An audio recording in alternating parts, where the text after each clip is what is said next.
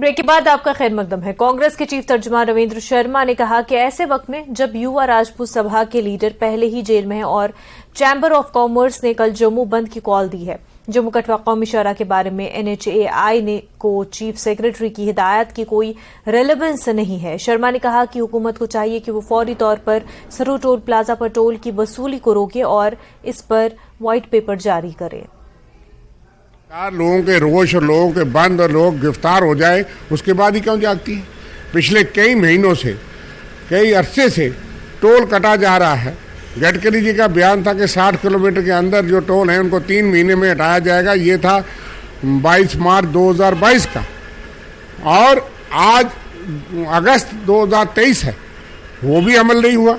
जम्मू से कठुआ कल हम लोग प्रोटेस्ट करने गए थे। जो जेल में बंद किए गए हैं 27 लोग युवा राजपूत सभा के बैनर तले, उनको नाजायज तौर पे जो है जेल में डाल दिया गया है। उनकी जायज़ मांग थी, उन्होंने कोई तोड़फोड़ नहीं की, तो हमको 3.5 घंटे लगे। जो सफ़र 1.5 घंटे में तय होता था 3.5 घंटे लगे।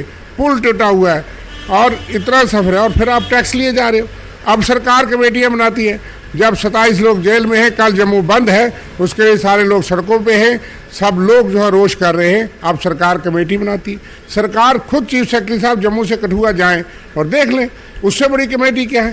फौरी तौर पे वो टोल प्लाजा जो है वो बंद होना चाहिए, वो लड़के रिहा होने चाहिए, और जो भी टोल प्लाजा उन पर वाइट पेपर आएगा, कितना खर्च हुआ था, कितना टोल से कलेक्शन हो गई। 8 से 10 करोड़ रुपया पर डे यहाँ पे कलेक्शन हो रही है एक जगह, और लोग जो है धक्के खा रहे हैं, सड़कों पे चल नहीं सकते पैदल, और आप पैसा ले रहे हैं। जम्मू कश्मीर और जम्मू के लोगों को टैक्स वसूला जा रहा है। वैष्णो देवी के यात्री, अमरनाथ यात्री इसी रास्ते से आते हैं, आप जजिया ले रहे हैं। जाइए देखिए सड़क को, और बंद होना चाहिए टोल प्लाजा।